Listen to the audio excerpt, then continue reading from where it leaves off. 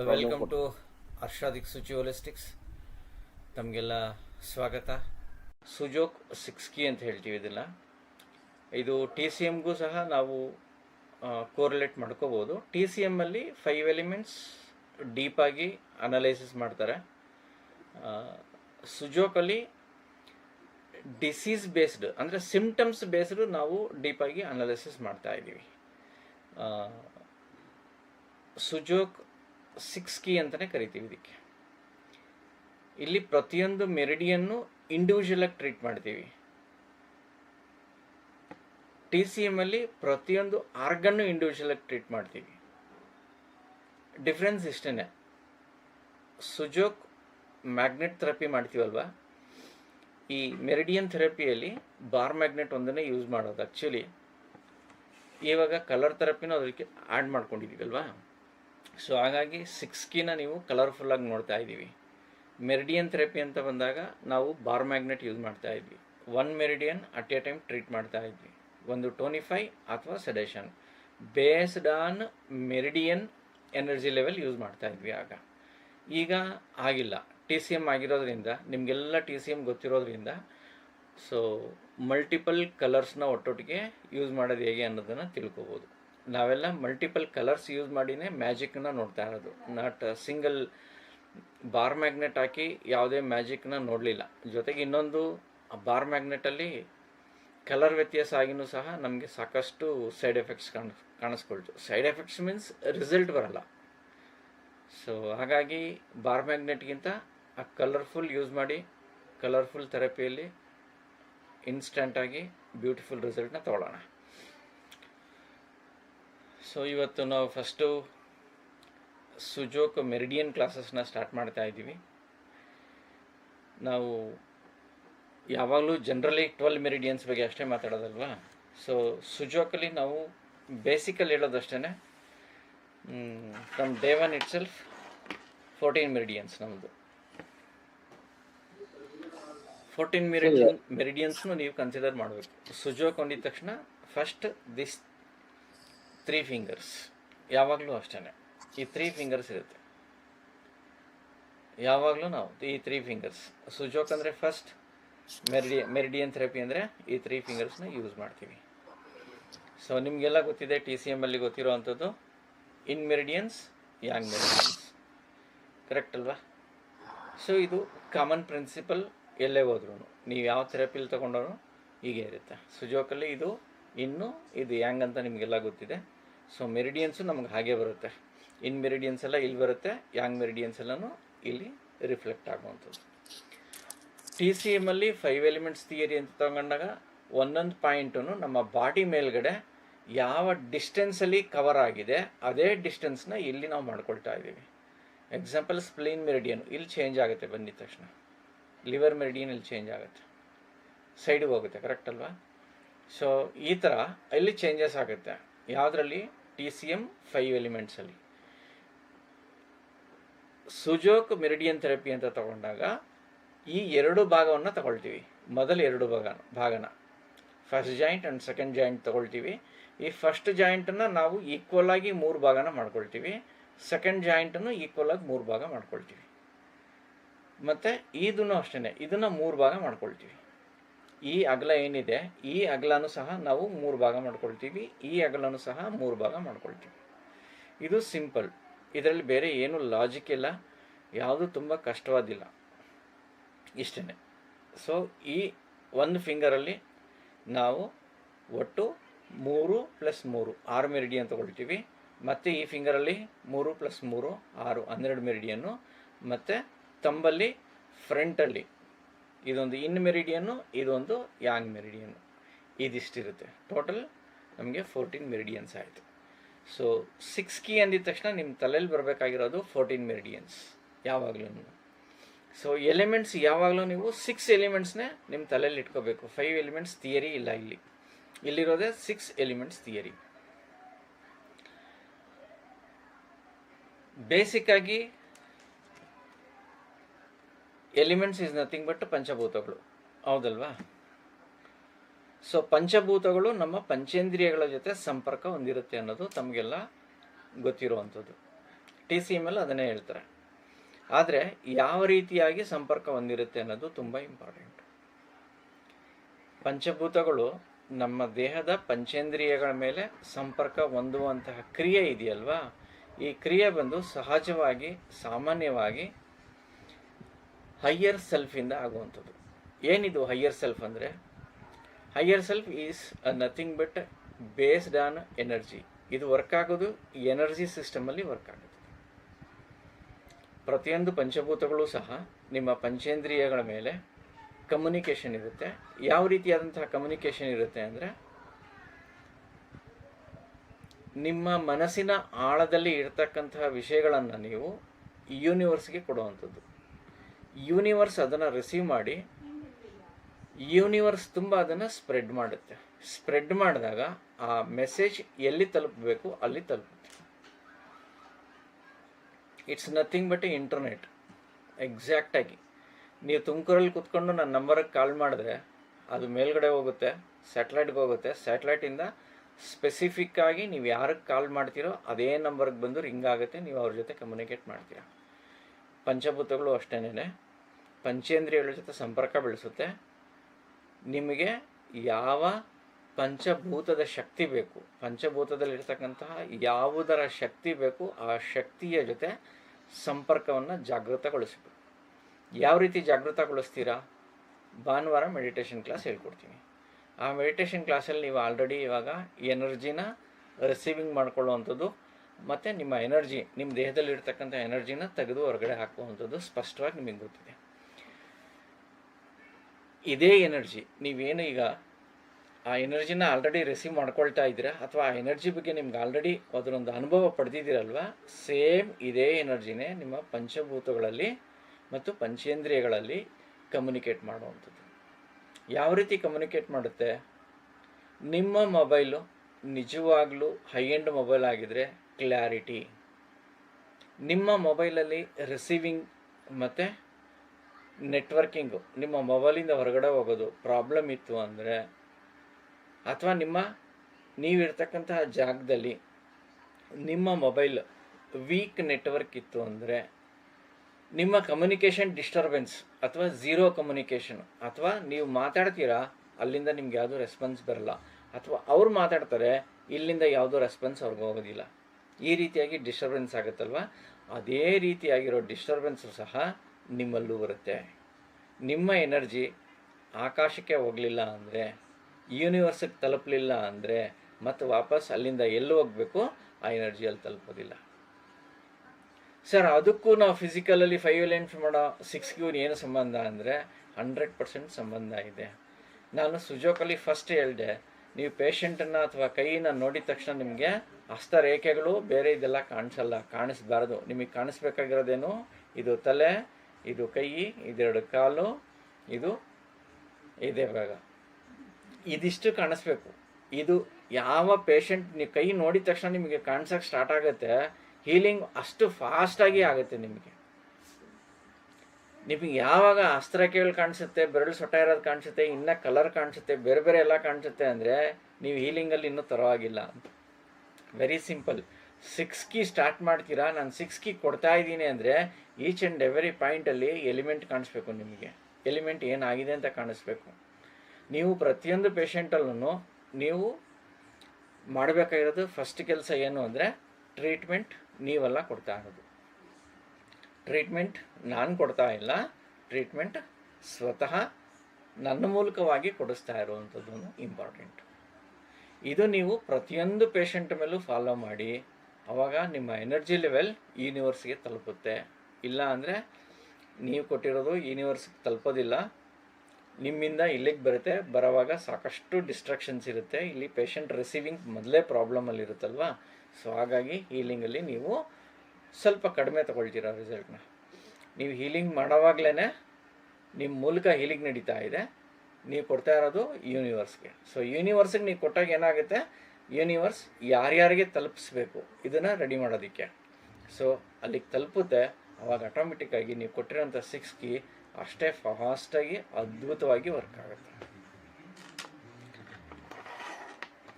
ಪೇಷಂಟಲ್ಲಿ energy ಇಲ್ಲ ಅಂದರೂ ಪರವಾಗಿಲ್ಲ, ಹೀಲರಲ್ಲಿ ಎನರ್ಜಿ ಇದ್ದರೆ ವರ್ಕ್ ಆಗುತ್ತಾ? 100% ವರ್ಕ್ ಆಗುತ್ತೆ. ಪೇಷಂಟ್ ಎನರ್ಜಿ ಇದ್ದು ಹೀಲರಲ್ಲಿ ಎನರ್ಜಿ ಇಲ್ಲ ಅಂದರೂ ವರ್ಕ್ ಆಗಲ್ಲ. ಪೇಷಂಟಲ್ಲಿ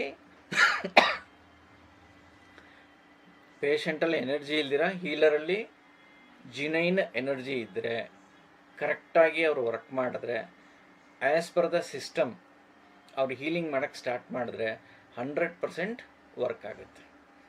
ಅದಕ್ಕೆ 6 ಕೀ ಅಷ್ಟು ಫಾಸ್ಟಾಗಿ ವರ್ಕ್ ಆಗುವಂಥದ್ದು. ಜೊತೆಗೆ 6 ಕೀನ ಕಲಿಯೋಕ್ಕೆ ಆಗದೇ ಇರೋವಂಥ ಕಷ್ಟವೂ ಅದೊಂದೇ ಇರೋದು, ಬೇರೆ ಇನ್ನೇನೂ ಇಲ್ಲ. ಅದರಷ್ಟು ಈಸಿ ಬೇರೆ ಯಾವುದೂ ಇಲ್ಲ, ಅದರಷ್ಟು ಕಷ್ಟವೂ ಇನ್ನೊಂದಿಲ್ಲ. ಯಾಕೆ ಅಂದರೆ ಅದರಲ್ಲಿರ್ತಕ್ಕಂಥ ಎನರ್ಜಿ ಲೆವೆಲ್ ಬಂದೇ ಯೂನಿವರ್ಸ್, ಬೇರೆ ಇನ್ನೇನೂ ಇಲ್ಲ. 6 key is nothing but you are linked with universe. ನೀವು ಯೂನಿವರ್ಸ್ ಜೊತೆ ನಿಮ್ಮ ಲಿಂಕ್ ಸಿಕ್ಕಲಿಲ್ಲ ಅಂತ ಇಟ್ಕೊಳ್ಳಿ, 6 ಕೀ ನಿಮ್ಮ ಜೊತೆ ಬರೋದಿಲ್ಲ, ಯಾವುದೇ ಕಾರಣಕ್ಕೂ ಬರೋದಿಲ್ಲ 6 key. So this is the beautiful 6 ಕೀಯಲ್ಲಿರ್ತಕ್ಕಂಥದ್ದು. 6 key ನೀವೆಲ್ಲರೂ ಕಲಿಬೇಕು ಅಂದರೆ ನಿಮ್ಮ ಲೈಫ್ ಸ್ಟೈಲ್ನ ಚೆನ್ನಾಗಿಟ್ಕೊಳ್ಳಿ, ನಿಮ್ಮ ಫುಡ್ ಸ್ಟೈಲ್ನ ಚೆನ್ನಾಗಿಟ್ಕೊಳ್ಳಿ. 6 ಕೀಯಲ್ಲಿ ಡೆಫಿನೆಟಾಗಿ ನೀವೆಲ್ಲರೂ ಸಹ ನಿಮ್ಮ ಕಾಯಿಲೆಗಳನ್ನು ಪ್ರತಿದಿನ ಹೀಲಿಂಗ್ ಮಾಡಿಕೊಂಡು ವಾಸಿ ಮಾಡ್ಕೋಬೋದು. ಕಲರ್ಸ್ ಕಾಣಿಸ್ತಾ ಇದೆಯಾ? ಇದರಲ್ಲಿ 6 ಕೀ, ಆಯುರ್ವೇದ,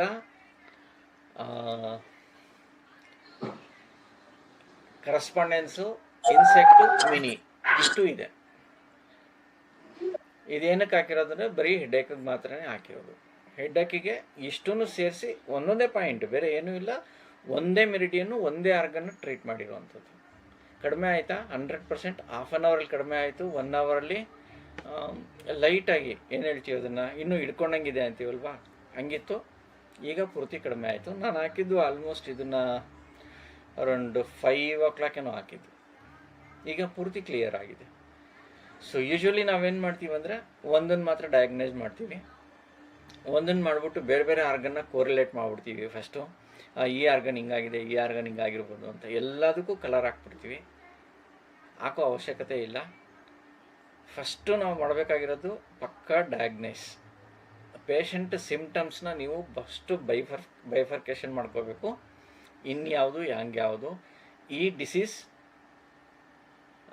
ಯಾವ ಎಲಿಮೆಂಟಿಗೆ ಸೇರುತ್ತೆ, ಈ ಎಲಿಮೆಂಟಲ್ಲಿ ಯಾವ ಆರ್ಗನ್ನು ಕಲ್ಪ್ರೇಟ್ ಆಗಿರುತ್ತೆ.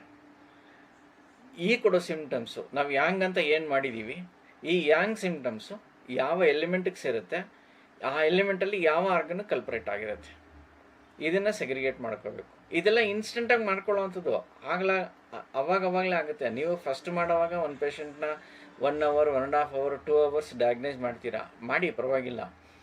ಈಗಲೂ ನಂದು ಎಷ್ಟೋ ಪೇಷಂಟು 1 hour ತಗೊಳ್ಳುತ್ತೆ ಡಯಾಗ್ನೈಸ್ ಮಾಡೋದಕ್ಕೆ. ಯಾಕೆಂದರೆ ಪೇಷಂಟ್ ಕತೆ ಫಸ್ಟ್ ಟೈಮ್ ಬಂದಿರ್ತಾರಲ್ವ, ಕತೆ ಹೇಳೋದು ಜಾಸ್ತಿ ಇರುತ್ತೆ. ನಾವು ಕೇಳಲಿಲ್ಲ ಅಂದರೆ ಪಾಪ ಅವ್ರ ಮನಸ್ಸಲ್ಲಿರೋದು ಆಚೆಗೆ ಹೋಗೋದೇ ಇಲ್ಲ. ಸೊ ಹಾಗಾಗಿ ಫಸ್ಟ್ ಟೈಮ್ ಜಾಸ್ತಿ ತಗೊಳುತ್ತೆ. ಸೆಕೆಂಡ್ ಟೈಮ್ ಬಂದಾಗ ಅವಶ್ಯಕತೆ ಇರೋದಿಲ್ಲ. ಸಿಮ್ಟಮ್ಸ್ ಏನೇನು ಚೇಂಜಸ್ ಆಗಿದೆ, ಹೊಸದು ಹೇಳ್ತಾ ಇದ್ದಾರೆ, ಹಳದೇ ಹೇಳ್ತಾ ಇದ್ದೀರಾ, ವಿತ್ ಓಲ್ಡ್ ಡೇಟಾ ಇಟ್ಕೊಂಡು ನೋಡೋವಂಥದ್ದು. Within 15 minutes, maximum of 20 minutes ಒಂದು ಪೇಷಂಟ್ನ ಕ್ಲಿಯರ್ ಮಾಡ್ಕೋಬೋದು. ಸೊ ಹಾಗಾಗಿ ಪ್ರತಿಯೊಬ್ಬರೂ ನೀವು ಪೇಷಂಟ್ ಡೇಟಾಲಿ ಮೇಂಟೈನ್ ಮಾಡ್ಕೊಳ್ಳಿ. ಡಯಾಗ್ನೈಸ್ ಮಾಡಿದ್ಮೇಲೆ ಆ ಸಿಮ್ಟಮ್ಸ್ನ ನೀವು ಸೆಗ್ರಿಗೇಟ್ ಮಾಡೋದಾದಮೇಲೆ ಯಾವ ಎಲಿಮೆಂಟಿಗೆ ಸೇರುತ್ತೆ, ಯಾವ ಆರ್ಗನ್ ಕಲ್ಪ್ರೇಟ್ ಆಗಿರುತ್ತೆ, ನೀವು ನಿಧಾನವಾಗಿ ಅದನ್ನು ಸೆಗ್ರಿಗೇಟ್ ಮಾಡ್ತಾ ಬಂದಾಗ 2-3 ಸ್ಟೆಪ್ಪಲ್ಲಿ ನಿಮಗೆ ಫೈನಲಿ ಒಂದು ಎಲಿಮೆಂಟು ಒಂದು ಆರ್ಗನ್ ಸಿಕ್ಕುತ್ತೆ, ಇನ್ನೊಂದು ಎಲಿಮೆಂಟು ಇನ್ನೊಂದು ಆರ್ಗನ್ ಸಿಕ್ಕಿರುತ್ತೆ ನಿಮಗೆ. ಈ 2 ಆರ್ಗನ್ನಲ್ಲಿ ನೀವು ಕೋರಿಲೇಟ್ ಮಾಡಿಕೊಂಡು ಟ್ರೀಟ್ ಮಾಡೋವಂಥದ್ದು ತುಂಬ ಸುಲಭ. ಪ್ರತಿ ಸಾರಿ ಪ್ರತಿಯೊಂದು ಪೇಷಂಟನ್ನು ಡಯಾಗ್ನೈಸ್ ಮಾಡಿ ಡಿಸೀಸ್ನ ಸೆಗ್ರಿಗೇಟ್ ಮಾಡ್ತಾ ಹೋಗಿ ಪ್ರತಿಯೊಂದನ್ನು ಕೋರಿಲೇಟ್ ಮಾಡಿ ಎಷ್ಟು ಕಡಿಮೆ ಆಗುತ್ತೆ ಅಷ್ಟು ಕಡಿಮೆ ಆರ್ಗನ್ನು, ಎಷ್ಟು ಕಡಿಮೆ ಆಗುತ್ತೆ ಅಷ್ಟು ಕಡಿಮೆ ಎಲಿಮೆಂಟ್ಸು, ಎಷ್ಟು ಕಡಿಮೆ ಆಗುತ್ತೆ ಅಷ್ಟು ಮೆರಿಡಿಯನ್ನು, ಕಡಿಮೆ ಮೆರಿಡಿಯನಲ್ಲಿ ಟ್ರೀಟ್ ಮಾಡಿ. ರಿಸಲ್ಟ್ ಎಫೆಕ್ಟಿವ್ ಆಗಿರುತ್ತೆ, ಫಾಸ್ಟ್ ಆಗೂ ಇರುತ್ತೆ.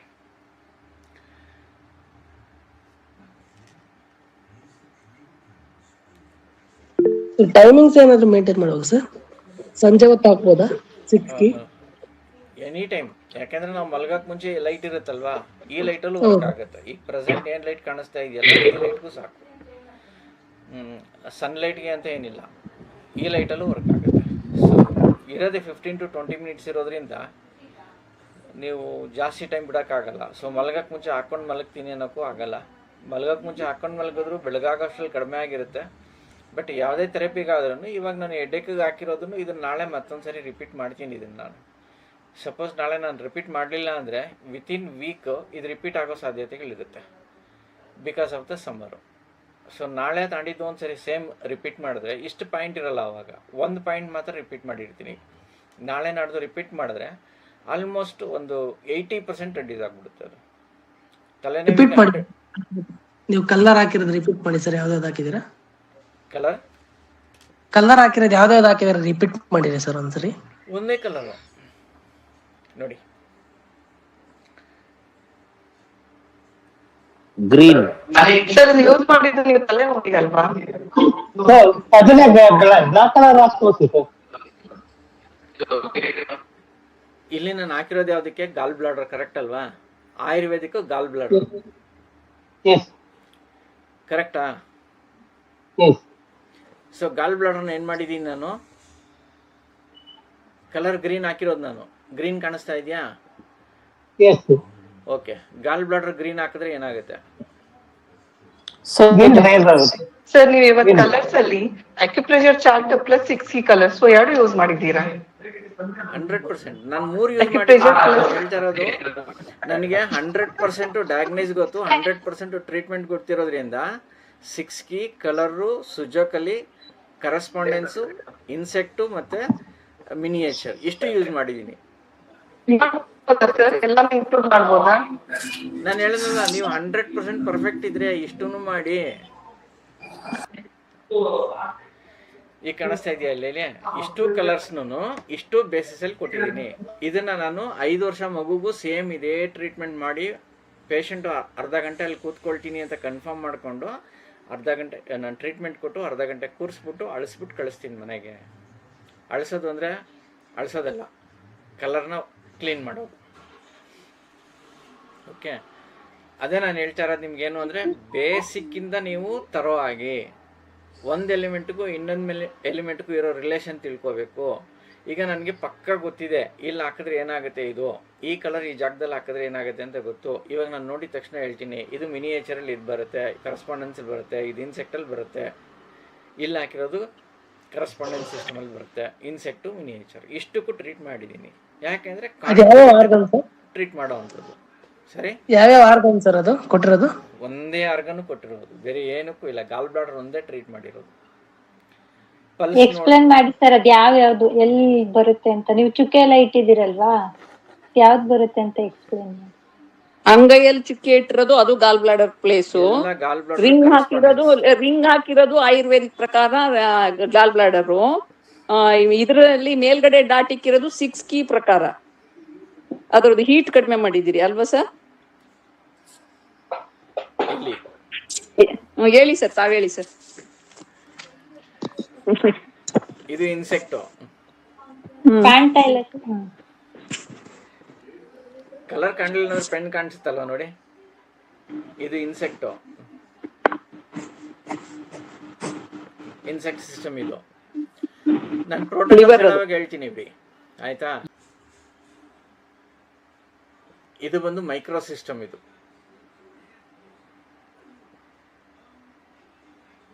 ಇಲ್ಲಿ 3 ಬರ್ದಿದ್ದೀನಿ. 3 ಬರ್ದಿರೋದು ನ್ಯೂಮರಾಲಜಿ, ಕಾಣಿಸಲ್ಲ. 3 ಬರ್ದಿರೋದು ನ್ಯೂಮರಾಲಜಿ. ಯಾಕೆ ಕಾಂಬಿನೇಷನ್ ಕೊಟ್ಟೆ? ನನಗೆ ಗೊತ್ತು, ಪಲ್ಸ್ ನೋಡಿದೆ, ಟಂಗ್ ನೋಡಿದೆ, ನನ್ನ ಸಿಂಪ್ಟಮ್ಸ್ ಗೊತ್ತಾಯಿತು, ನನಗಿದಾಗಿದೆ ಅಂತ ಗೊತ್ತಾಯಿತು. 100% ಎಲ್ಲ ಒಟ್ಟಿಗೆ ಹಾಕಿ ರುಬ್ಬಿದೆ. ಕಡಿಮೆ ಆಗಲಿಲ್ವಾ? 100% ಡಬಲ್ ಆಗೋದು. ನನ್ನ ಡಯಾಗ್ನೈಸ್ ರಾಂಗಾದರೆ ರಿವರ್ಸ್ ಮಾಡ್ತಾಯಿದ್ದೆ. ನಾನು ಮಾಡಿದ್ದೀನಿ. ಮ್ಯಾಗ್ನೆಟ್ನೆಲ್ಲ ಉಲ್ಟಾ ಎಲ್ಲ ಹಾಕಿದ್ದೀವಿ ನಾವು ಹಿಂದೆ ಎಲ್ಲ. ನಾನು ಟೆಸ್ಟ್ ಮಾಡೋಕ್ಕೂ ಹಾಕಿದ್ದೀವಿ, ಮಿಸ್ಟೇಕ್ ಮಾಡಿ ಹಾಕಿದ್ದೀವಿ. ಮ್ಯಾಗ್ನೆಟಲ್ಲಿ ಕಲರೇ ಚೇಂಜ್ ಆಗಿಬಿಟ್ಟು ಹಾಕಿದ್ದೀವಿ ನಾವು. ಎಲ್ಲ ಥರದ್ದು ಮಾಡಿದ್ದೀವಿ. ಈಗ ನಿಮಗೆ ನಾನು ಸ್ಪೂನ್ ಫೀಡಿಂಗ್ ಕೊಡ್ತಾಯಿದ್ದೀನಿ. ನಾನು ರೆಡಿ ಟು ಈಟ್ ನಿಮಗೆ ಕೊಡ್ತಾ ಇರೋದು ಇದು ಫುಡ್ಡೆಲ್ಲ ನಾನು. ಸೊ ಹಾಗೆ ಸೇಮ್ ಒಂದು ಪ್ರೋಟೋಕಾಲ್ ಹಾಕಿದ್ರೆ ಏನೆಲ್ಲ ಆಗುತ್ತೆ ಅನ್ನೋದಕ್ಕೆ ಒಂದು ಎಕ್ಸಾಂಪಲ್ ಇದು. ಯಾಕೆ ಇಷ್ಟು ಥರವಾಗಿ ನೀವು ತಿಳಿಬೇಕು ಅನ್ನೋದ, ನೀವು ಮಾಡೋ ಡಯಾಗ್ನೈಸ್ಗೂ ಅಲೋಪತಿಯಲ್ಲಿ ಮಾಡೋ ಡಯಾಗ್ನೈಸ್ಗೂ 100ಕ್ಕೆ 100 ವ್ಯತ್ಯಾಸ ಇದೆ. ನೀವು ನೋಡಿ ಡಯಾಗ್ನೈಸ್ ಅವ್ರು ಮಾಡೋ ಸಿಸ್ಟಮೇ ಬೇರೆ, ನಾವು ಮಾಡೋ ಸಿಸ್ಟಮೇ ಬೇರೆ. ಸೇಮ್ ಇದೇ ತಲೆನೋವಿಗೆ ಅಲೋಪತಿಯಲ್ಲಿ ಒಂದು ಪದೇ ಪದೇ ಬರ್ತಾ ಇದೆಯಾ, ವಯಸ್ಸು ಎಷ್ಟಾಗಿದೆ, ಕಾಯಿಲೆ ಏನಿದೆ, ಇದಕ್ಕೆ ಪೇಯ್ನ್ ಕಿಲ್ಲರ್ ಕೊಟ್ಟರೆ ಎಷ್ಟು ಸೂಕ್ತವಾಗಿರುತ್ತೆ, ಪೇಯ್ನ್ ಕಿಲ್ಲರ್ ಜೊತೆಗೆ ಸ್ಟ್ರೆಸ್ ರಿಲೀಫ್ ಮಾಡೋ ಮೆಡಿಸಿನ್ ಒಂದು ಕೊಡೋಣ, ಅದ್ರ ಜೊತೆಗೆ ವಯಸ್ಸಾಗಿದೆ, ನಿಮಗೆ ವಿಟಮಿನ್ಸ್ ಕಡಿಮೆ ಇದೆ, ಅದು ಕಡಿಮೆ ಇದೆ, ಅದಕ್ಕೊಂದು ಬಿ ಕಾಂಪ್ಲೆಕ್ಸು ಮಿನರಲ್ಸು ಏನಾರ ಕೊಡೋಣ, ವಯಸ್ಸಾದಮೇಲೆ ಕ್ಯಾಲ್ಸಿಯಂ ಡಿಫಿಷಿಯನ್ಸಿ ಆಗಿರುತ್ತೆ, ಅದಕ್ಕೊಂದು ಕ್ಯಾಲ್ಸಿಯಂ ಆಡ್ ಮಾಡೋಣ.